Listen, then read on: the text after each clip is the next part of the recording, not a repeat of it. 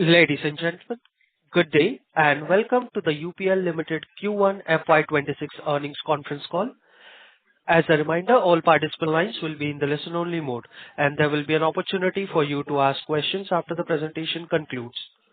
Should you need assistance during the conference call, please signal an operator by pressing star then zero on a touchtone phone. Please note that this conference is being recorded. I now hand the conference over to Mr. Anurag Gupta, Head of Investor Relations. Thank you, and over to you, sir. Thank you, Yusuf. Good evening, everyone. On behalf of the UPL management team, I thank you for joining us today for discussing the financial performance for Q1 FY 26. The investor presentation, press release, and the financial statements have been made available on our website, and we take it that you have read the safe harbor statement. From the management team, we have with us today Chairman and Group CEO Jai Shroff, Group Chief Financial Officer Bikash Prasad, CEO of Global Crop Protection Business Mike Frank, CEO of India Crop Protection Platform Ashish Dobhal, CEO of Seeds Business Advanta Bhupen Dubey, CEO of Specialty Chemistries Platform Superform Raj Tiwari, and other members of the leadership team.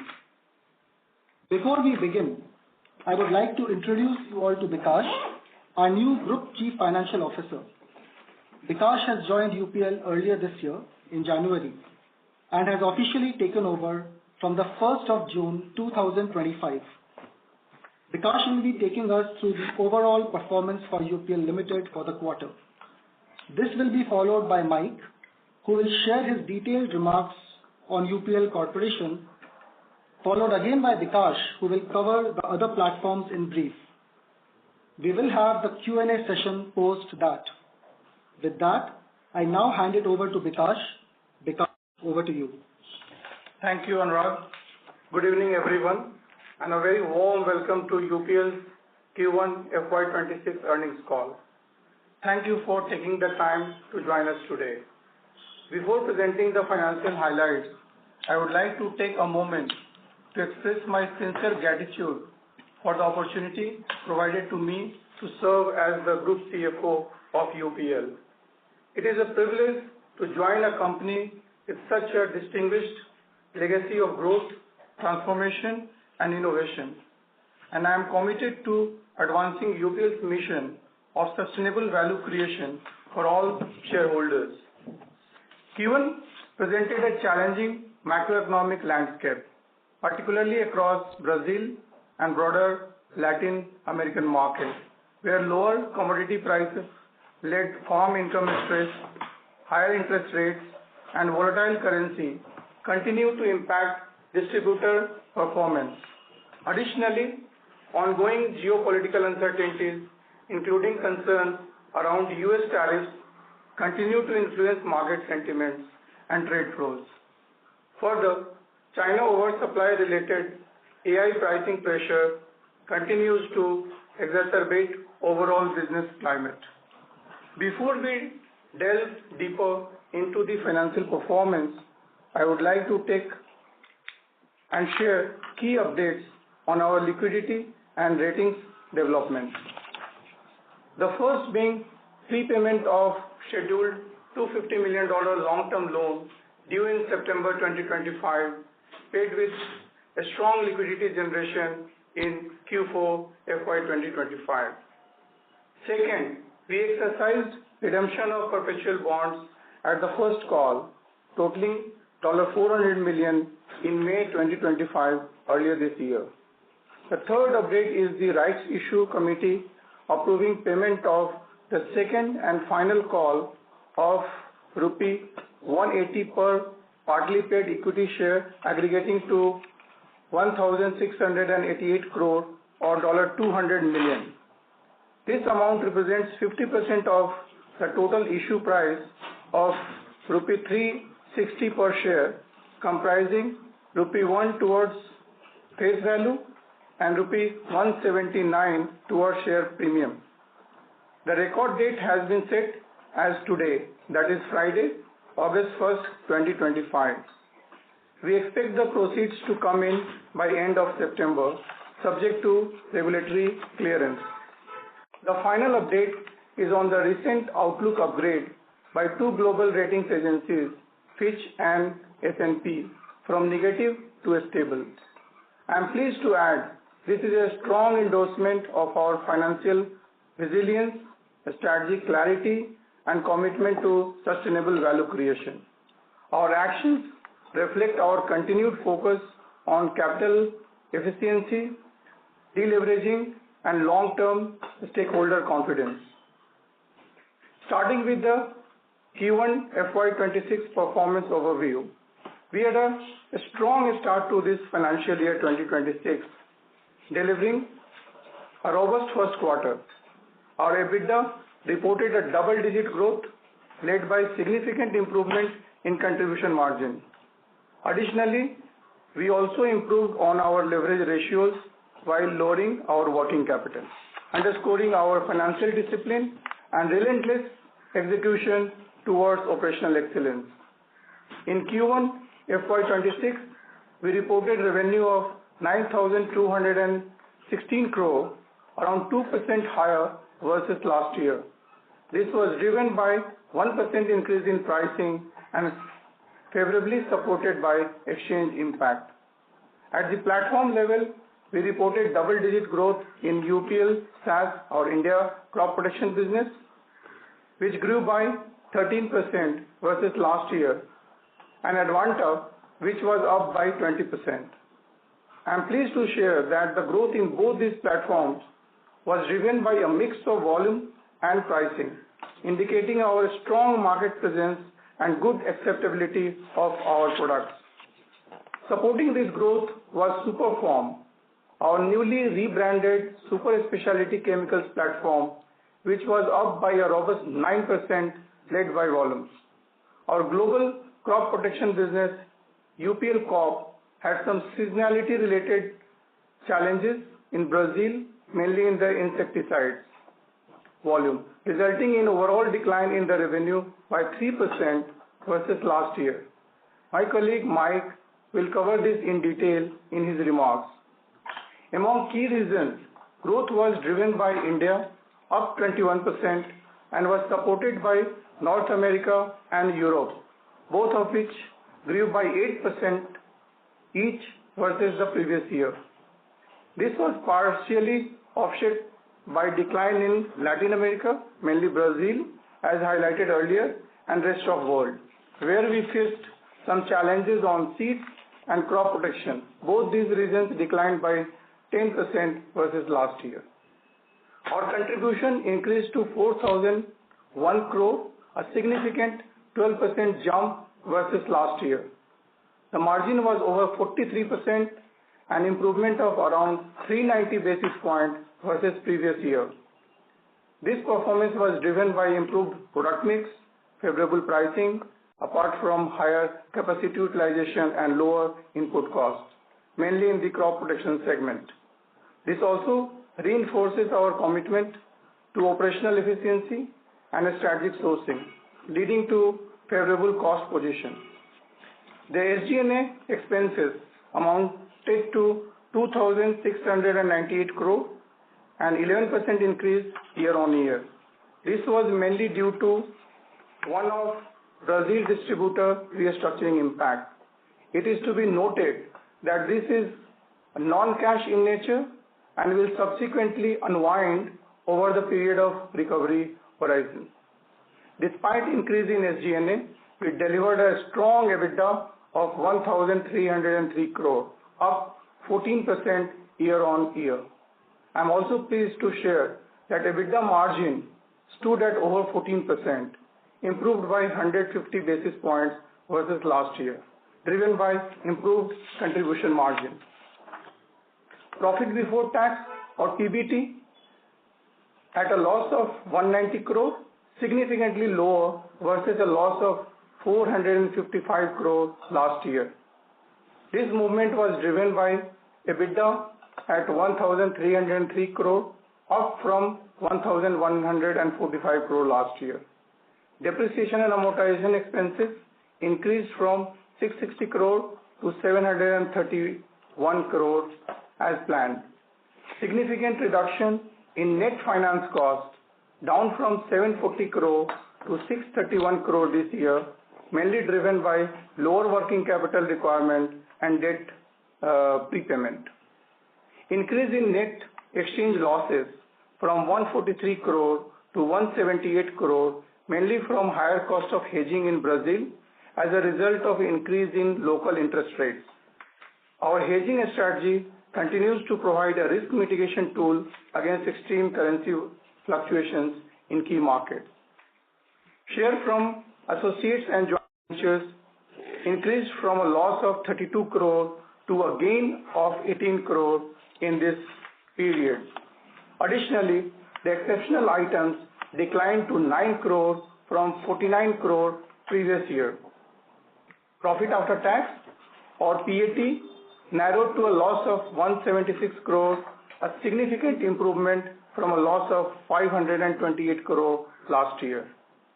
Reported PATMI, or profit after tax and minority interest, stood at a loss of 88 crore, an improvement of around 300 crore versus last year, driven mainly by improved EBITDA, lower net finance cost, and exceptional items. Moving on to key balance sheet items. Our net working capital in June 2025 was 11,025 crore, a significant 3,300 crore lower versus the previous year same period.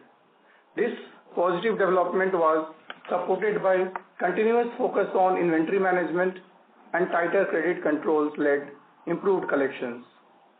In terms of days, net working capital was at 86 days, lower from 121 days in the previous year, a reduction of 35 days.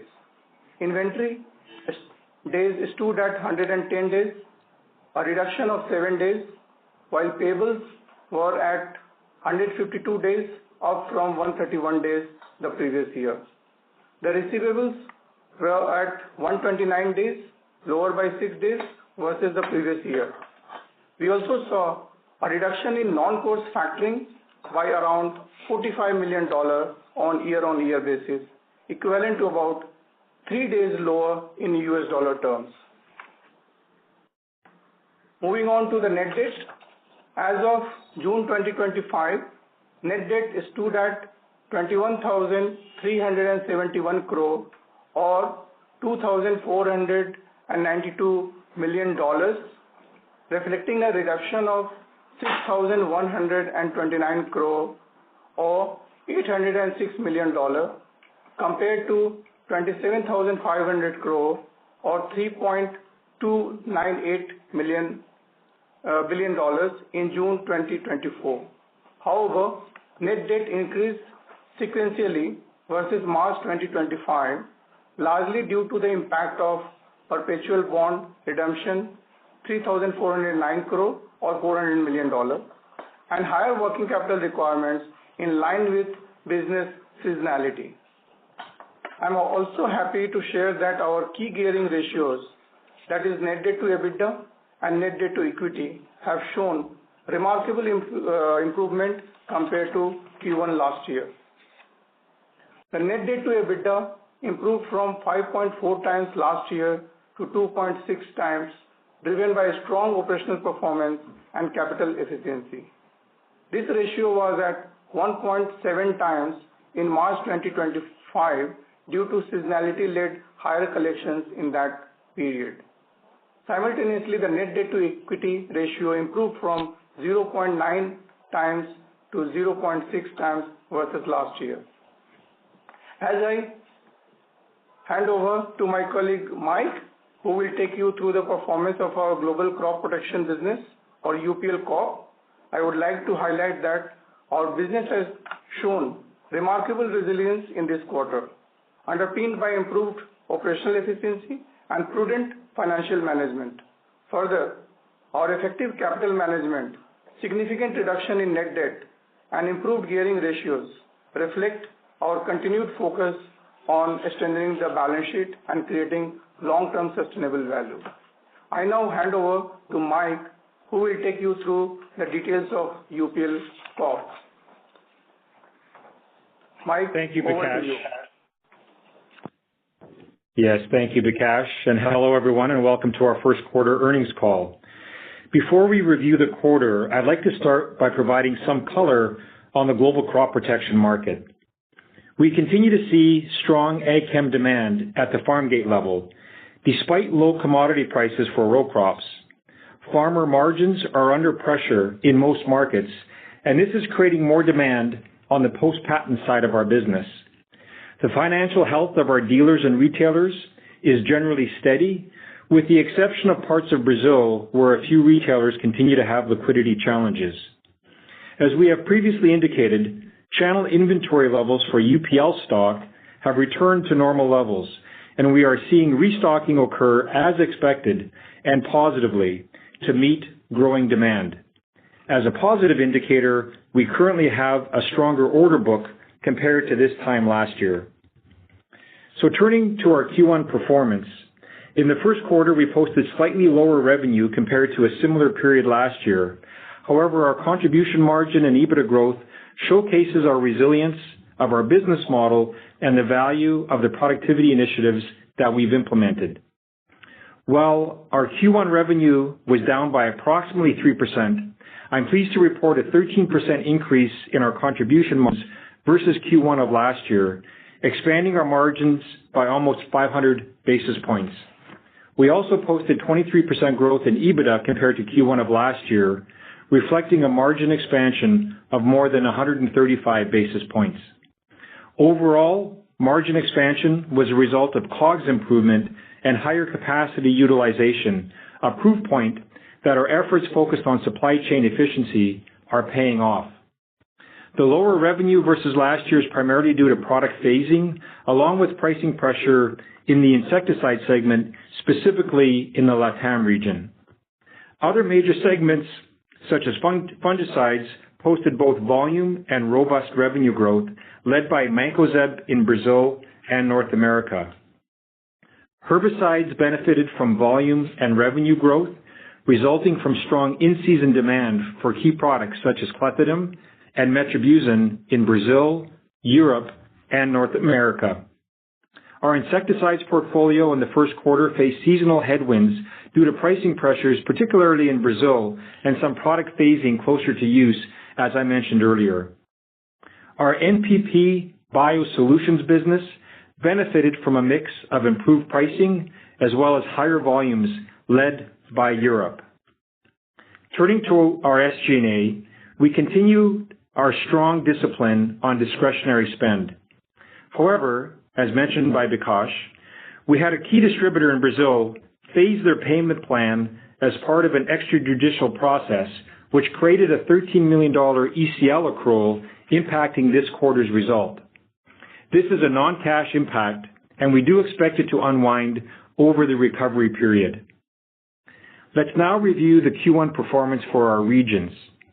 In Latin America, our revenue declined by approximately 12%. As already indicated, Brazil was impacted by pricing pressure on some molecules, as well as a shift in phasing of some of our products from Q1 to Q2.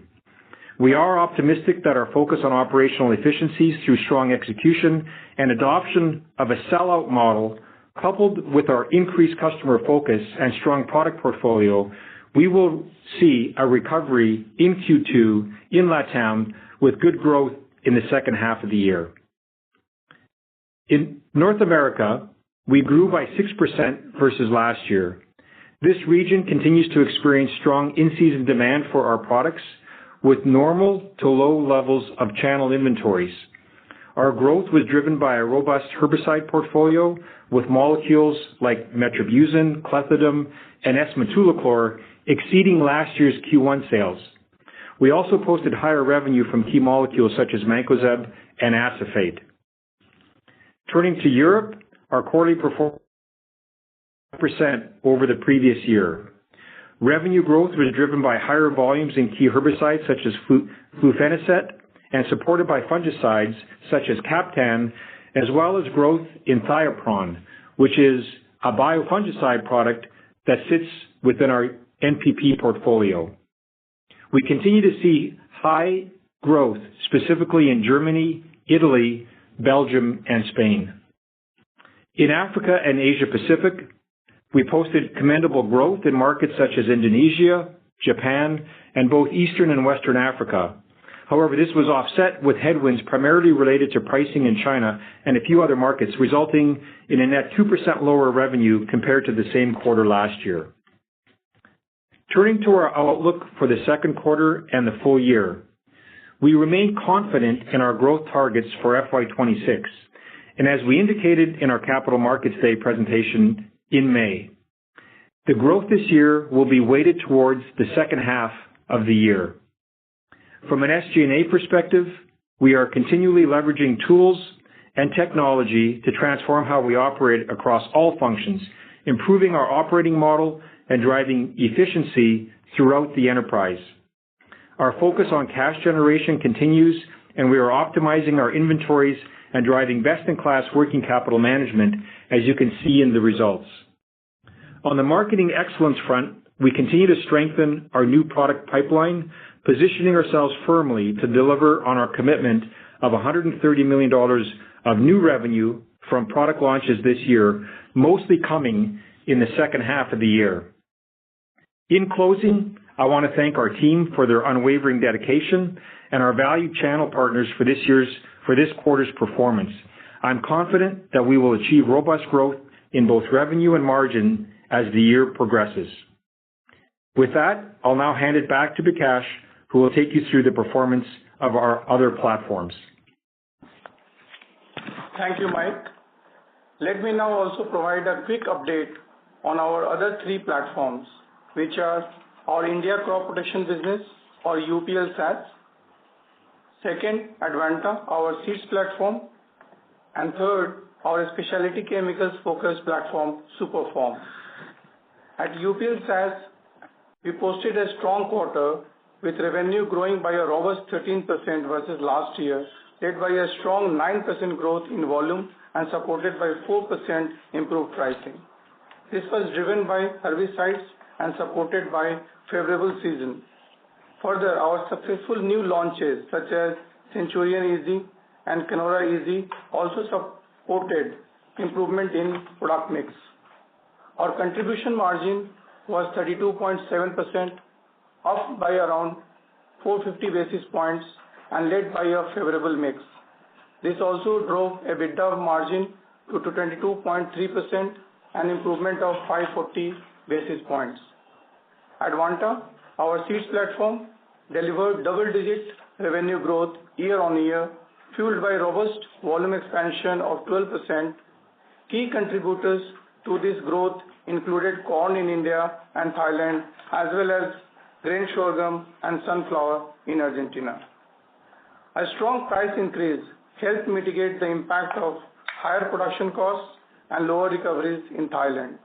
Despite overall margin pressure and increased investments for new market entries and product launches, our platform EBITDA rose by 5%. Superform's growth was primarily driven by higher volume.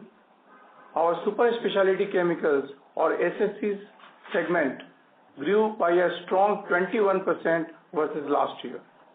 The platform reported 50 basis point improvement in contribution margin at 24.9%, driving its EBITDA up by a strong 7% versus last year.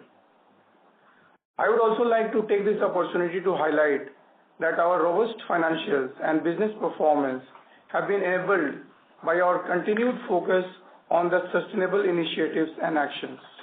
We have strongly delivered on our 5-year ESG commitments for FY25, helping create long-term stakeholder value. Further, we are now setting up an ambitious target for FY30, in which we target to reduce water consumption, carbon dioxide, and waste generation by 60%. We also remain committed to empower our communities through institutions of excellence built over the decades and create sustainable livelihood in rural areas. Whether it is endangered species conservation, forestry initiatives, or water savings, we remain committed to protect and uphold our biodiversity. UPL takes pride in its exemplary governance driven by a strong and experienced board, both at group level as well as platforms, and heavily supplemented by a passionate and experienced global leadership team. I'm also pleased to share that this is reflected in creating a highly motivated and productive workforce, as evident from our superior engagement score well above the industry benchmark. Our strong practices have also led to several international accolades, including global accreditation by FTSE and DJSI, and other awards and recognition. To summarize, Q1 has been a positive quarter with broad-based improvement in the overall quality of earnings. On the P&L front, our revenue grew by 2%, a strong contribution margin at over 43%, an improvement by 390 basis points, double-digit EBITDA growth with margin improvement of 150 basis points, and lower interest expense and exceptional costs led reported profit after tax and monetary interest improvement of around 300 crore. Similarly, on the balance sheet, our working capital days improved by 35 from 121 days to 86 days, with a reduction of 3,300 crore. Improved net debt with a reduction of over $800 million post-redemption of perpetual bonds in May 2025, amounting to $400 million. To conclude, we remain cautiously optimistic on Q2 and for the rest of the year, which we broadly expect to be margin accretion-led growth. We maintain FY26 guidance, as already shared during our Capital Markets Day earlier this year, at 4 to 8% growth in revenue and 10 to 14% EBITDA growth versus last year. Finally, I would like to thank our team for their efforts and our valuable stakeholders around the world for their trust and support. I am confident on delivering our financial commitments in FY26. Thank you, and I look forward to your questions. With this, we are now open for Q&A. Thank you very much, sir. We will now begin the question and answer session. Anyone who wishes to ask a question may press star and one on the touchtone telephone. If you wish to withdraw yourself from the question queue, you may press star and two. Participants are requested to use handset while asking a question. Ladies and gentlemen, we'll wait for a moment while the question queue assembles.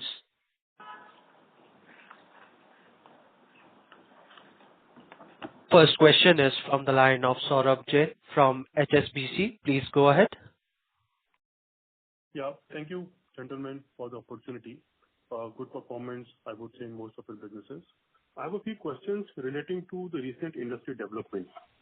The first thing, recently China has kind of been looking to introduce certain measures in terms of trying to support the chemical prices, wherein they wish to kind of, take some old capacities out of the system. Given that you also have a fair presence in China, what would be your take on the situation? How these measures, you see, can they create a meaningful impact on the pricing? And any views over there would be helpful. Yeah, hello, Saurabh. Thank you for the question. It's Mike here. Look, as we are continuing to experience, from China, I would say overcapacity continues. And the pricing that we've seen over the last 18 months is also, quite similar. There's a few products where we're starting to see, I would say, some green shoots where, either there's been some reduction in capacity or some consolidation. And so we are seeing a few products where prices are starting to increase. But generally speaking, at this point in time, we're not seeing, a significant movement in pricing. Our base plan this year assumes that pricing remains consistent out of China. Obviously, if there is further actions, that would be upside to our business case. As you can see from the growth in our contribution margins, we are very competitive with our manufacturing capability to compete even at these low prices. And if there is any improvement going forward, that'll be constructive to our margins. Can you share some more details over here? Which products you are noticing price increase? And if possible, have you taken any price increase in any of your key molecules in China or globally? Yeah, I would say there's a couple of key molecules in our portfolio where we've seen some increase in price. One would be clethodim, another one would be mancozeb, where we are starting to see some prices increase out of China, which is giving us the opportunity to also review our prices in the marketplace around the world, which we are doing. So those would be a couple of examples that are important to our portfolio. Maybe the third one would be S-metolachlor, which is also a significant product for us. We're also seeing prices out of China start to increase in S-metolachlor. So those would be a couple of examples of where we're seeing, again, some what I would call green, what we're seeing from China. Okay. So the price increases, is it already a part of your 1Q results, or it has been more of a recent action which will be reflected in 2Q? Yeah, I would say a little bit of both. Obviously, Q1 for our global crop protection is a small quarter. It only represents, about 15 or 16% of our full year. So, that is one aspect to consider. I would say, throughout Q1, specifically with S-metolachlor and with mancozeb, the prices have strengthened as we've gone through Q1. So I would say the opportunity on pricing is presenting itself as we go through the rest of the year more so than Q1. Understood. My second question is regarding your seeds business. So the last transaction, the Advanta transaction, we had raised about $100 million, which was supposed to be funding the future growth of Advanta. So, keeping that in mind and also thinking about some of the recent news reports wherein one of the global ag major new farm, they have explicitly highlighted they are looking to, divest their seed businesses, which is branded as new seeds. So, can you give some color, because there was some chatter that UPL has shown interest in terms of looking to acquire the seed business of new farm. So any clarity on that side will be very helpful. Bhupen, would you want to answer that question? Yeah, sure. Thank you so much. Thank you for the question. We also heard the same, the chatter on the media. Advanta, very similar to our parent UPL, continues to explore inorganic options as part of our core strategy. You are very much aware about it. Hence, we diligently scout for assets that are a great fit for our portfolio as a routine part of our business. Now that you mention it, a new seed is an interesting asset, given its geographic spread and portfolio offering. Moreover, it also fits well with Advanta in terms of revenue and cost synergies. However, there is a significant litigation ongoing between two companies, which centers around the enforcement of the license agreement and some critical intellectual property.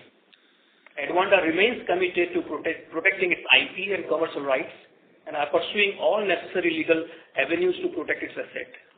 The matter is ultimately set for trial, scheduled for next year in Federal Court of Australia. Lastly, since the matter is currently sub judice, we are restricted in terms of sharing our further information in this regard. What we can confirm is that we are... Sorry to interrupt, sir. Your voice is not coming. You are not audible, sir.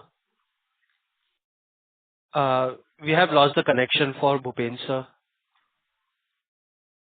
Vikash, can you just provide some color to that, as Bhupen was mentioning? Could you just conclude that as well? Your thoughts? Sure, Anurag. As Bhupen was saying that the matter is ultimately set for trial, which is scheduled for next year in the Federal Court of Australia. Since the matter is currently sub judice, we are restricted in terms of sharing any further information in this regard. What we can confirm is that we are unable to explore this specific opportunity until the litigation is finalized. Over to you, Anurag. Next question, please. Yeah. So I had a follow-up over here.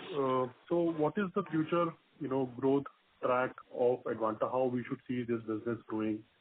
And your USD 100 million, where you see an appropriate use of that money? Bhupen, are you there? No, sir, his line is not connected. No problem. I'll take it later then. Thank you so much, and I'll join back the queue. Thanks, Saurabh. Thanks. Thank you. Next question is from the line of Aditya Jhawar from Investec. Please go ahead. Hi. Thanks for the opportunity. Just, wanted some sense on the recent tariff announcement that how is UPL positioned from exporting from India to the U.S. market? Which are the, categories of a product which would be exempted, and for which category, what percentage of revenue would be impacted? And how is our competition placed, whether in China or in the domestic U.S. manufacturing, specifically on those products where we are exposed to tariff? Mike, could you answer that, please? Yeah, sure. Thanks, Adit. So firstly, I would say, obviously this is pretty fresh news of the 25% tariff. If you go back to April timeframe, the original announcement was 26% tariffs on India. And so this was definitely part of our planning scenario. I would say, firstly and most importantly, we don't expect it to have a material impact on our business, either positive or negative. We continue to have at this point in time, a beneficial comparative tariff rate versus the Chinese competitors and producers, at 25% in India versus, roughly 55% from China. The other thing to take into consideration, as you mentioned, is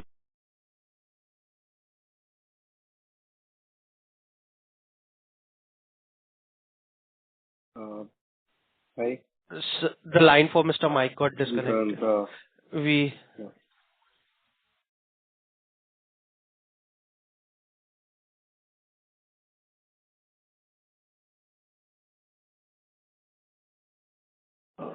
Vikas, I think Mike got disconnected. Could you share your thoughts on this, please?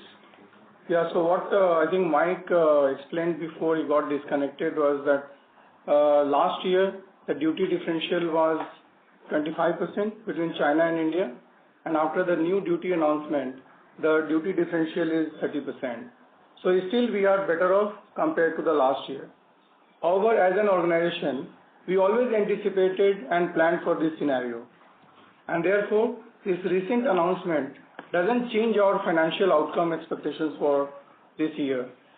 For our USA market, the new crop year prices will be announced in the coming weeks, and this tariff will be a consideration in our pricing decisions. Yeah. So but what percentage of our portfolio of North America is exposed to tariff? And is there competition outside China where possibly there is a lower tariff, whether it's Vietnam or the domestic supply? So I think our exposure will be less than 10%. So out of total North America? Yeah, total North America, if you look at our turnover, is between say $600 to $700 million. And out of that, what is getting exposed to this tariff will be less than 10%.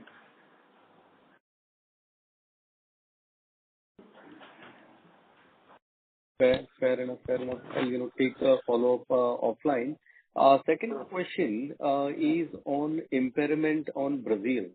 So we have taken an impairment of about 112 crores in this quarter. So looking into the subsequent quarters, how is the situation? Are we, should we anticipate more impairment that could potentially come in the subsequent quarter as well?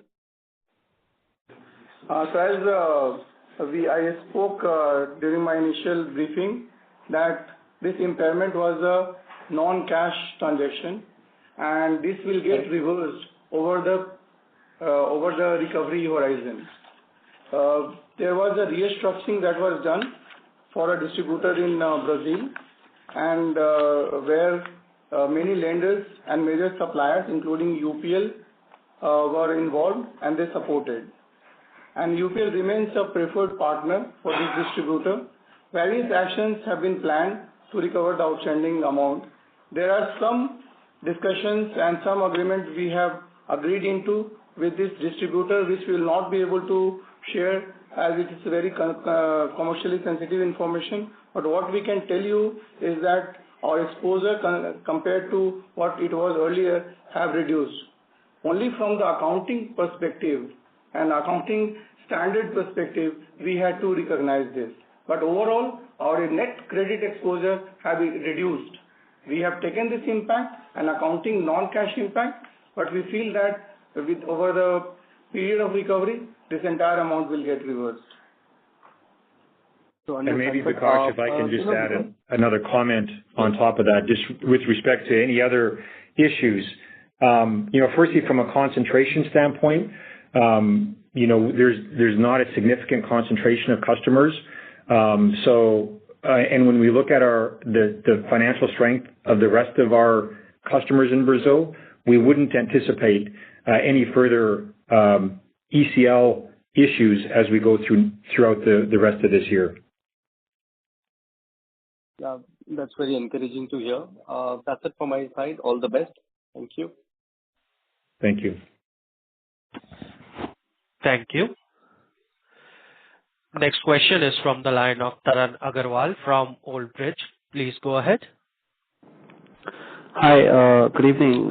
Quite a few questions. First on the financials, Vikas, we've been consistently seeing reduction in debt, but it's not translating into reduction in interest cost.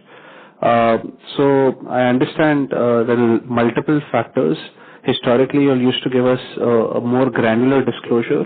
So if you could please comment, how should we see the interest cost number moving from here on? And a follow-up on that, if you could just give us some sense on how's your costing when it comes to your payables versus your cost of factoring. Sure.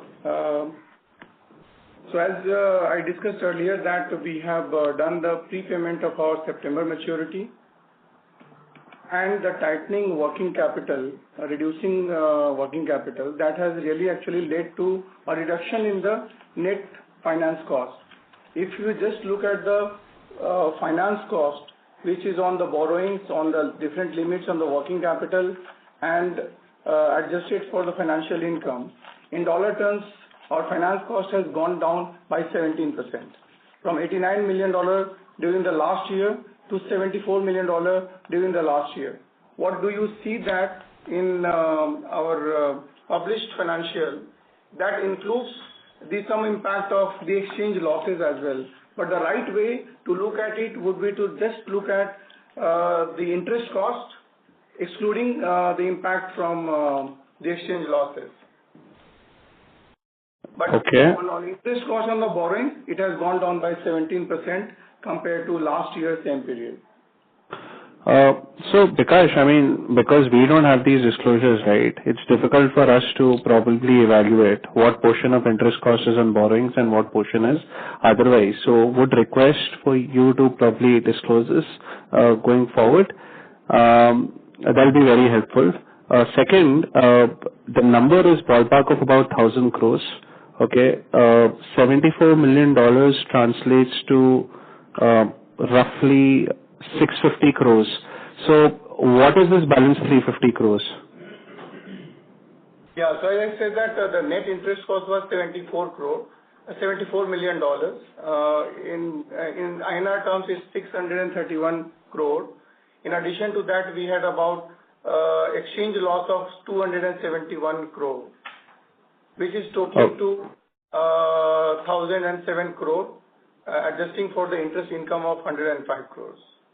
Got it. And we've seen a sharp rise in payables, and we've seen a reasonable reduction in factoring. So from a financial lens standpoint, which is better, and how do you decide when to increase payables and when to take more factoring? Sure. I think thanks for the question, and a very pertinent question in the current economic environment. So first I will talk on the factoring part. So if you look at considering the market volatility, like depressed soft commodity prices, geopolitical conflicts, tariff uncertainties, and still elevated interest costs, continued credit concerns, we consider factoring to be a strong risk mitigation tool as it is on a non-recourse basis.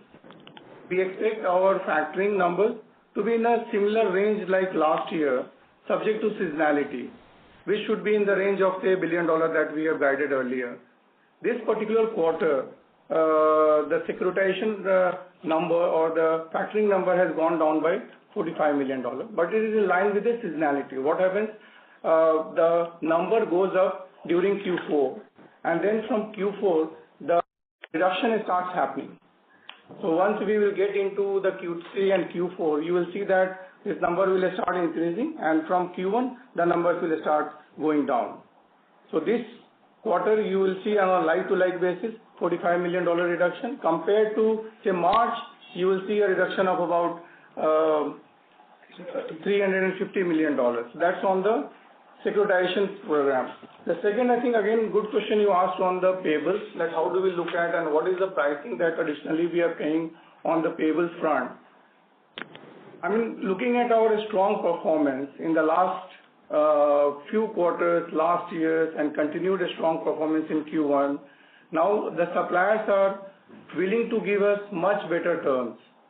And the number of days they are giving higher terms, as well as the pricing, we are able to get better from them. So I'm not sure that we are getting any additional impact because of the higher payable days. It's more commercial discussions and the comfort of the suppliers on our balance sheet. Got it. That helps. Mike, in your opening address, you did call out that you're looking at a stronger order book at this time of the year. Was it the same time last year? Was it specifically for your Latin America business, or is pervasive across geographies? Yeah, good question. So, yeah, primarily the order book concept is a Latin America concept, specifically in Brazil, where, typically the dealers and retailers at this point in time of the year are negotiating terms for the upcoming season and then placing orders. So that's where we carry a significant order book. And so, yeah, it would be geared towards that specific region. Okay. In Europe, Mike, if I adjust for the currency depreciation, because rupees depreciated materially this quarter, the European business in euro terms has been broadly flattish. While I understand, Q4 of financial year and Q1 of financial year, these are really the March quarter and the June quarter are the bigger quarters. But if I just look at the June quarter, in euro terms, it's broadly flat. So how should I look at it? Should I just look at the June quarter, or is it more prudent to look at it on those two quarters together? Yeah, look, I think as you think about the crop year in Europe, it really is, the more on the calendar basis. That's, products are serving the crop year that's currently being grown. Overall, again, we feel good about our performance in Europe this quarter in our Q1. In US dollars, we are up slightly. And, as you may know, there's been a lot of hot weather across many parts of Europe, impacting a little bit the fungicide business. But our portfolio performed very strong. And so I think, on balance, our performance in Europe, both in Q4 of last year and Q1 of this year, has been really good. Sure. Just a couple of more on Advanta. Were there any exceptional spends done this year? Because the clip from, the gross profit to EBITDA has been relatively narrow. So just wanted to get a sense on that. And one on Superform, just wanted to understand what proportion of Superform revenues are within UPL and what proportion are outside of UPL. Thanks. Bhupen, are you there? Very much here. Thanks, Bhupen. Could you take the first question, please? Yeah. Sure. So thank you again for your question. I think there are two important elements contributed to this phenomena. Number one is the cost of procurement of raw seed has gone up. You must have seen in this couple of countries, we have the corn prices are quite robust, the non-GM tropical yellow corn segment. And second was the recovery from a rock on to the fresh packed one. The recovery also has declined because the time of harvest, there was some rain in some countries, and that had impacted our yield recovery. So that phenomena is reflected in that difference. Going forward, I think things are likely to be improving significantly in quarter two. Yeah, Bhupen, that gets captured in gross margin, right? But if you see your gross profit increased by 15%, but your EBITDA growth's been about 5%. So to give some numbers, your gross profit increased by about 90 crores, EBITDA increased by about 12 crores. So there's about 78 crores that got spent in between, which is what I was coming to.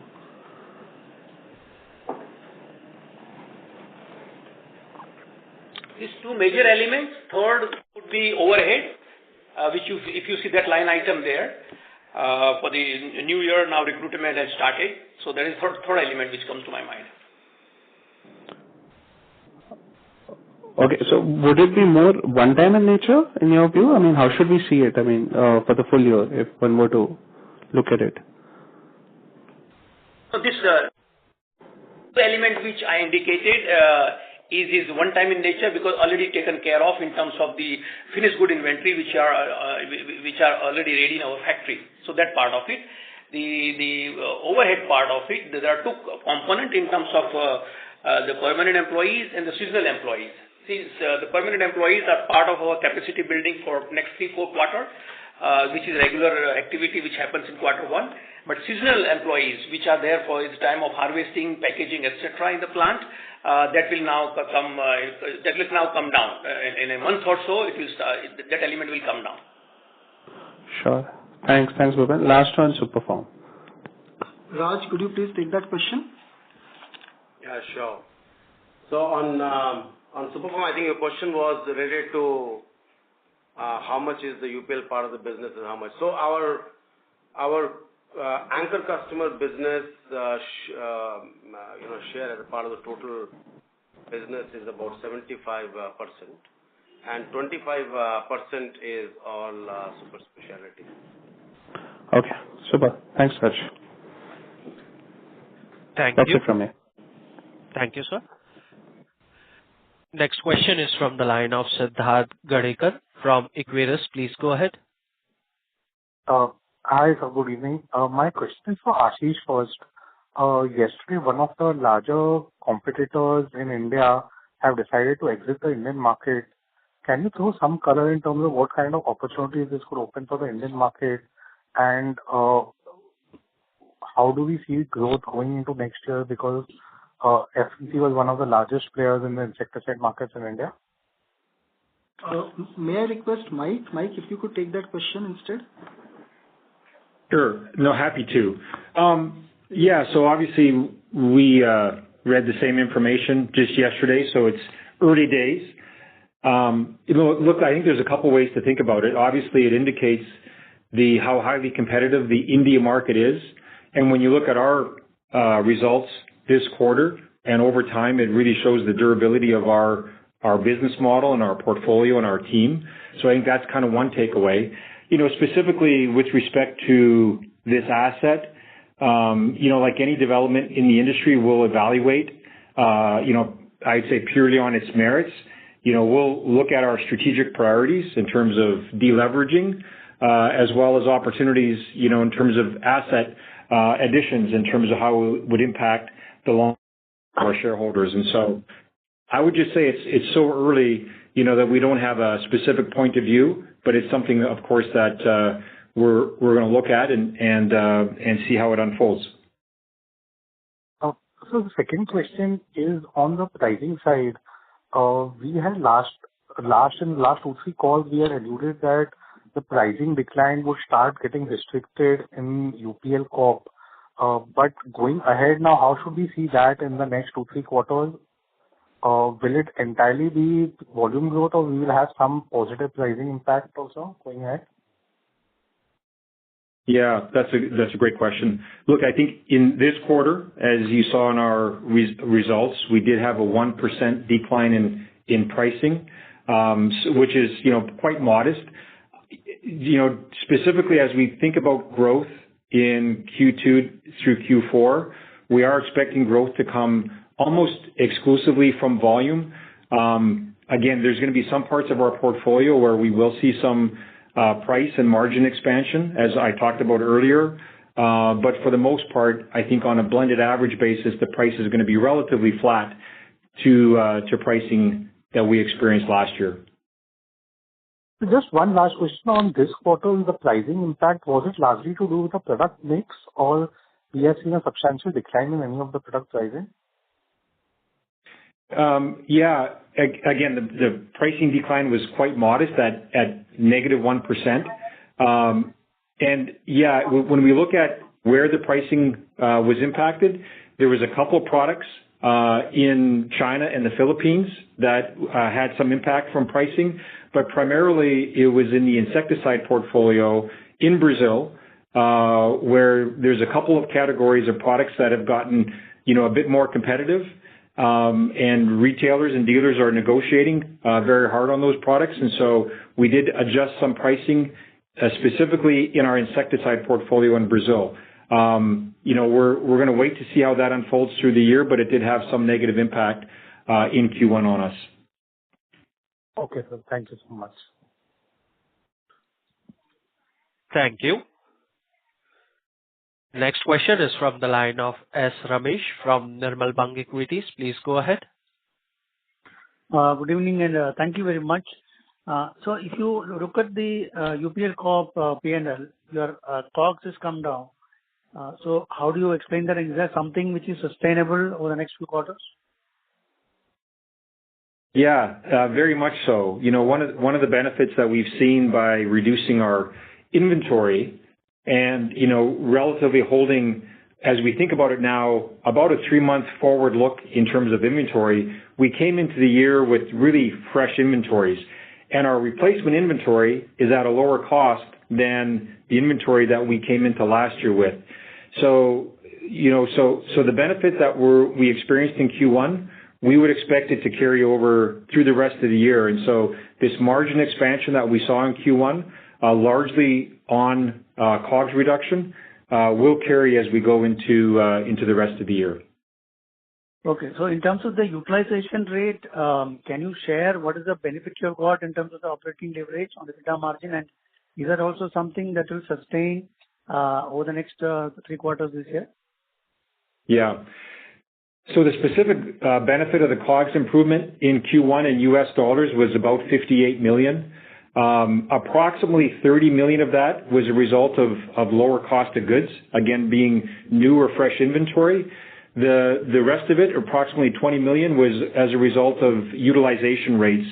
Again, if you think about last year, as we really managed our inventory down, we were reducing our production, throughout the year, but especially in the first half of the year. And so as we've now started to ramp up our production and our plants back to normal levels, we're seeing the benefit of that come through the income statement. And now on the housekeeping, if you look at the reversal of the mark-to-market on receivables and payables, that's a positive of 93 crores or 930 million rupees. So is that something which is sustainable, or will it again go back to a negative number? What is the trend there? Vikash, I'll turn that to you. Yeah, sure. So then the FX has 2 components. The first is revaluation on the balance sheet, revaluation of the balance sheet, which is mainly the trade receivables, trade payables that we have to do end of each month, each quarter. The second component is the realized and unrealized losses on all our borrowings or any other loans or intercompany loans that is there. So there are 2 components. From the numbers perspective, what appears in the P&L, it's splitted. Part of it on the balance sheet part, you can see it on the face of the P&L, which is minus 93 crores compared to say 45 crore of last year. And the second component, which is the realized and unrealized losses on the borrowings and the loan, which I just briefed earlier, is included in part of under finance cost. So almost 271 crore is included under finance cost. So if we want to look at it, we have to combine the two to understand the net impact. So while the 271 is included under finance cost, 93 crores credit is sitting on a separate line item. So my recommendation would be that we should look at combining the two and then looking at it. From a FX policy point of view, we'll clearly say that we have a very robust FX policy in place, and we cover our short-term FX exposure, the working capital exposure regularly through the various structures that we have, either foreign exchange covers or NDFs where we are not able to get covers in a country. And the cost of hedging is the cost of doing business in these geographies, which is effectively passed on to the market. So one leg is sitting, say, on the FX, the corresponding leg or the adjustment has to happen through the pricing. But the way our Indian accounting standard is that we have to look at these two separately. From generally a presentation point of view and all that, most of the other organizations will look at it in line with the turnover and the EBITDA that we are making. But just to answer your question, there is a debit balance sitting under the finance cost amounting to 271 crore, and this is going to be always there. So FX impact will always be there. It's not there one time. It will always be there. We operate in different jurisdictions. Depending upon the jurisdictions, the volatility can be different. So we are, say, present in all the francophone countries in Africa. The euros are, the local currency CFA is pegged to euro. There is no volatility between the local currency and euro. And then euro dollar we cover separately. If you go to Europe, again, it's a very stable, and we do take cover between euro and dollars. And when it comes to some of the emerging markets like LATAM or the Anglophone part of Africa or some of the countries in Southeast Africa, when we say export stocks to those markets, against those in inventory, we will have intercompany payable or third-party dollar payable. And when we sell, suppose during this period, if the currency has moved from the historical rate to, say, a new rate, that will go to the FX line item. However, as the business, we always look at what is the currency appreciation or depreciation that has happened, and that corresponding impact ideally should be passed on to the market through the sales price. There might be a lag, and we might not be able to sometimes fully pass on to the impact to the market also, but then we will look at it between how we do our pricing decisions and what is the impact coming at the FX line item. Only just looking at the FX line item will not give you a true picture, because the corresponding impact is also sitting it through the increased EBITDA line item. And if you just combine the two line items of FX cost in this particular quarter, it has slightly gone up compared to the last year, from $17 million to $21 million. And this cost has gone up because the cost of borrowing in Brazil has slightly gone up, and similarly in some of the other emerging markets, the local borrowing costs have gone up, considering the volatility and still higher inflation rate in some of these markets. And this is nothing but reflecting the local cost of financing. Today, when we say export our products to those countries, the payables are in dollar. Now we have two options. Either we continue our exposure in dollar at, say, 6-7% dollar rate, or we move to the local borrowings rate. And different countries will have a different rate. Like, say, Brazil will have now 15-16%. So it's always a choice between your interest arbitrage between the dollar rate and the local financing rate and the currency devaluation. In these emerging markets, we don't want to take any exposure, and hence we remain fully hedged. And for remaining fully hedged, we have to pay for the cost of hedging, which is nothing but the interest rate differential between the dollar financing rate and the local financing rate.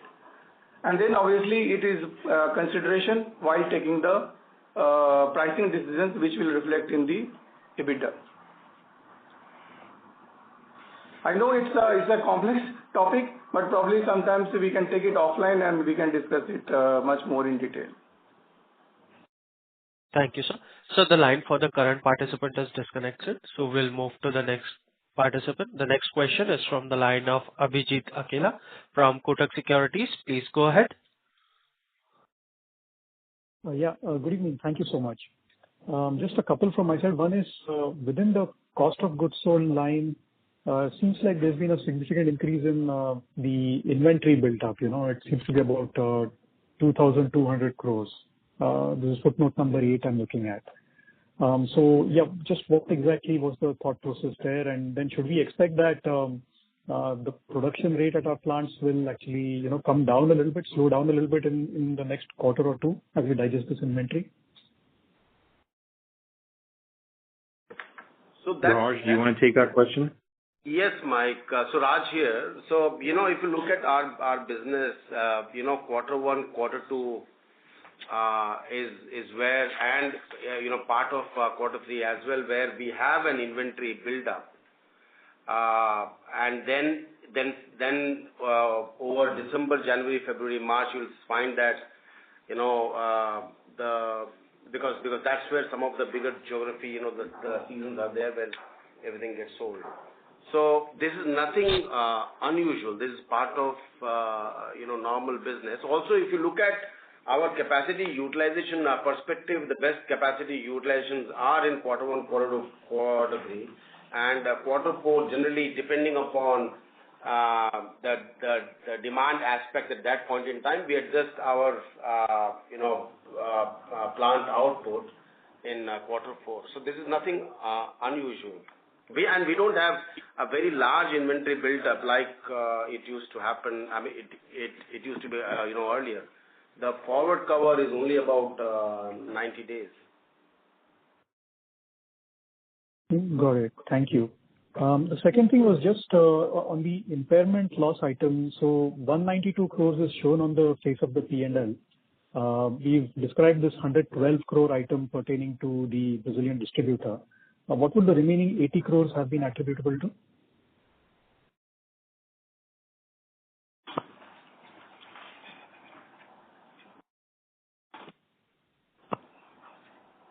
Yeah. So, $13 million or 112 crores we explained, which was for a distributor in Brazil.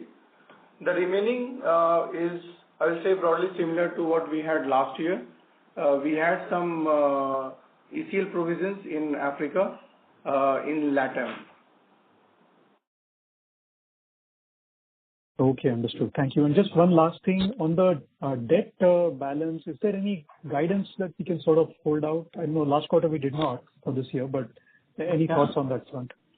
No, Ajit, clearly, I mean, last year we had not given any guidance on cash flow and the net debt or leverage ratio because we were quite comfortable. A year ago, the market was concerned about our liquidity ratios when we exceeded 4 times.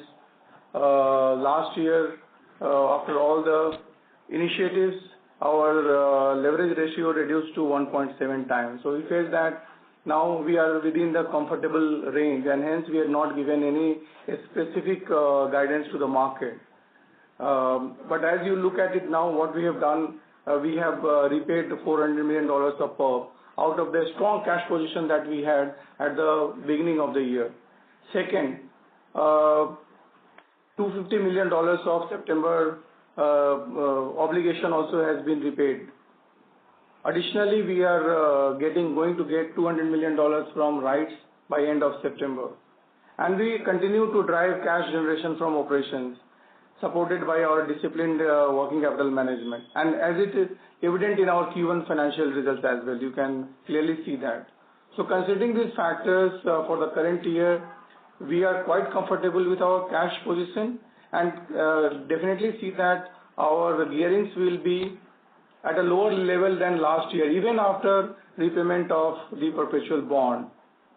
However, as we continue to evaluate various strategic options on unlocking value across platform, our focus would be to significantly deleverage our balance sheet in the next year or two. So we are clearly focused on further deleveraging while we are comfortable with the levels now, as of now, on a business as usual basis. But on a next 1 to 2 years time, I can say that we are extremely focused on further deleverage our balance sheet. And we are evaluating various strategic options. At this point in time, we do not have anything material to share with you, but as and when there is something material, we'll definitely share with you. Got it. Thank you so much. All the best. Thank you. Next question is from the line of Nitin Agarwal from DAM Capital. Please go ahead. Hi, sir. Thanks. So just taking off from the point that you mentioned, I was just, referring back to the press release comments from Mr. Jayashraf regarding the restructuring that the firm is looking to pursue. If you can share some thoughts around what are we, if any thoughts around the options that we're considering on that account? This is too early, as you would have read it in the press release, that we are engaging advisors now, and there are various discussions, various options which will be evaluated. So as of now, there is no firm decision on any structures, but the idea of engaging the advisors is to look at unlocking value for all the platforms. And when there is, again, as I said, when there is any material development, we'll let all of you know. Is there a time frame to in your assessment right now by when we have some clarity on this way forward on this account? No, depends upon how the advisors are guiding us and what are the options that we are selecting. The time will depend upon the choices that we make. So I think it will be too early for us to comment on this. Okay. Thank you so much. Thank you. Next question is from the line of Somaya V from Avendus Spark. Please go ahead. Thanks for the opportunity, sir. Hope I'm audible. Yes, you are. Please go ahead. Yeah, thanks. Mike, just wanted to understand in terms of the season progress, both in US and LATAM, your thoughts on that, how it's kind of progressing. That's one. And second question is on the farm economics. So this has been a bit subdued almost a year after from 22-23 coming off. Is it because the produce is so high, the acreages have been doing well, or is it because of demand? What is our expectation maybe 6 months out? Can this reverse a bit? Can farm economics start getting better, which will help us in a bit of a pricing power? Yeah, thank you for the question. So in terms of the Latin America and US crop progress, I would say for the most part, as you would know, in Brazil, the crops have been harvested from this year. They had both a strong soybean and a strong corn crop. So, from a supply-demand standpoint, there was, additional supply, which was, impacted, I think, some of the pricing that we're seeing now in the marketplace. In the U.S., again, the corn and soybean crop, for the most part, is looking quite strong. And the anticipation is it's going to be a very large corn crop. So, what we're seeing right now is the current Chicago Board of Trade prices on both corn and soybeans and wheat are subdued. It's a little bit of a mixed signal. Ending stocks, I would say, are high in soybeans, but relatively still, short from both the corn and wheat. I think this is the lowest stocks to use ratio that we've seen in over a decade. That being said, the entire segment right now is looking soft. If we look forward 6 months, we are seeing some strengthening in future prices, but still in a range that I would say would keep growers, somewhat cautious in terms of investment, and well below the peaks that we saw a few years ago in commodity prices. And so, unless there's a real catalyst, in the next 6 months, we would expect the current crop prices or the future indications to likely, be close to what we're going to be experiencing as the year plays out. Thanks, Mike. Just one follow-up. I think we did mention that there is a bit of a movement from Q1 to Q2 in Brazil. What would be the reason, for the shift from Q1 to Q2? Yeah. Again, as we've talked about, for us, it's not about, destocking.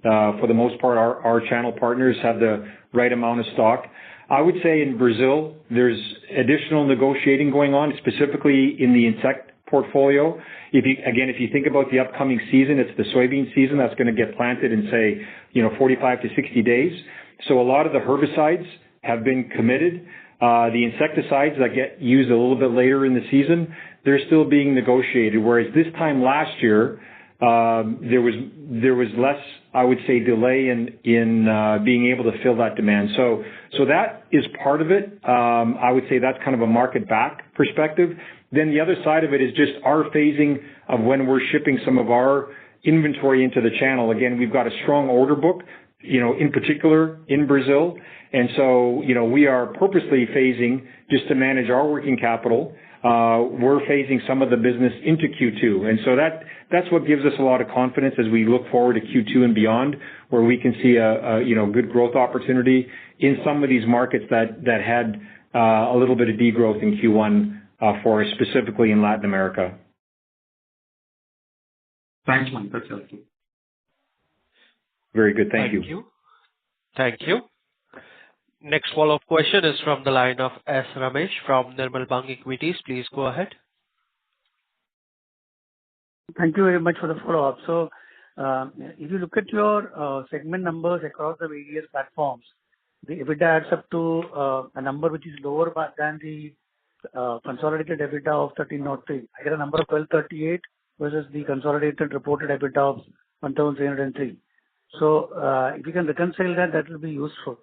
So that, if somebody wants to do a valuation across these verticals, it helps them. And secondly, if you look at your segment numbers, there is an on-agro revenue of 639 crores. Is that part of the external business that you do in Superform? Or what exactly is that? Yeah. So yes, it's a Superform. Coming back to your first question on reconciling the EBITDA number, you would have noticed that in our press release and other documents also, we have tried to reconcile that, and whatever the others part is there or the corporate eliminations are there, we have clearly called out and reconciled with the final turnover for the group plus each platform.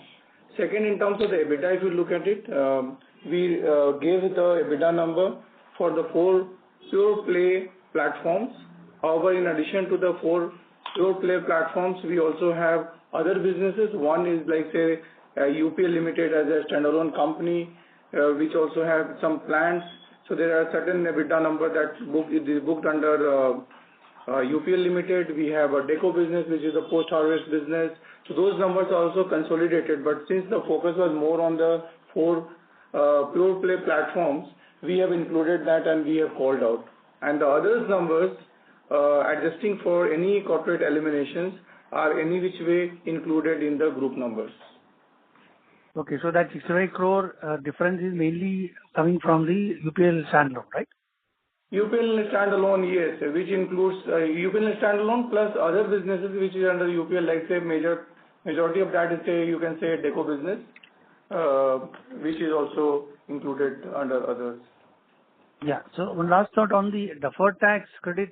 You've been showing that for some time now. So how much of deferred tax credit do you have still left with you for the next few quarters, and when does that end?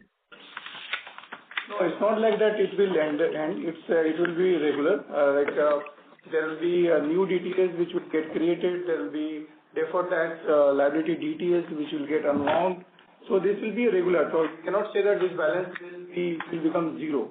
This balance, the old balances will be cleared, the new balances will come up, but these balances will never be zero. However, just to call out the big DTA or adjusting for DTL that we have, compared to last year, these numbers have gone down. For Brazil, it has gone down. For USA, so for the key regions where we have these balances, the numbers have gone down. And another difference that can come up, I think we need to understand from the accounting aspect that if the inventory is more, if our business growth is more, on the inventory which is say due to or because of the intercompany, the unrealized margins are eliminated.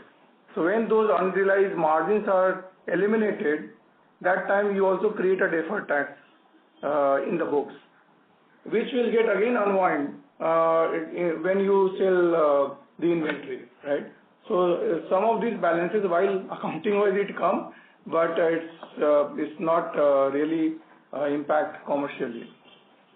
But So happy to have a separate conversation on this and take you through. And in Q1, our inventory balance was significantly higher by almost 4,000 crore compared to, say, March.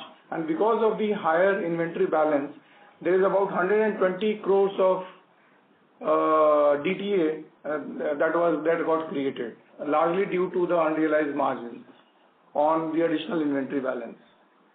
So what would be the effective tax rate when you start generating or moving towards more profitable operations?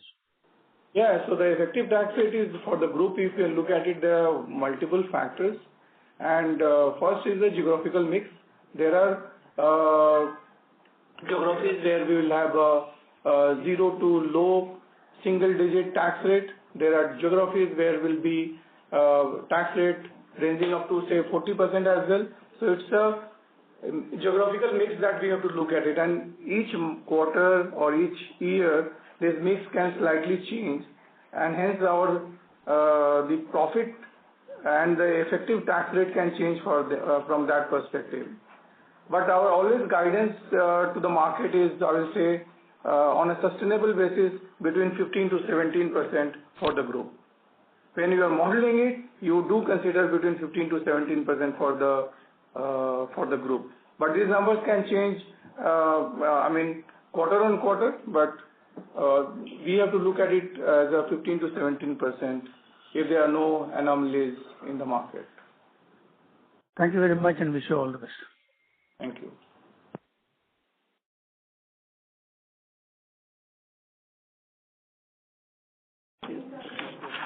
I think we had all the participants, had to ask their questions. I think they have asked it. So thank you very much. And on behalf of UPL Ltd, that concludes this conference. Thank you all for joining us. You may now disconnect your lines. Thank you. Thank you, everyone. Thank you, sir.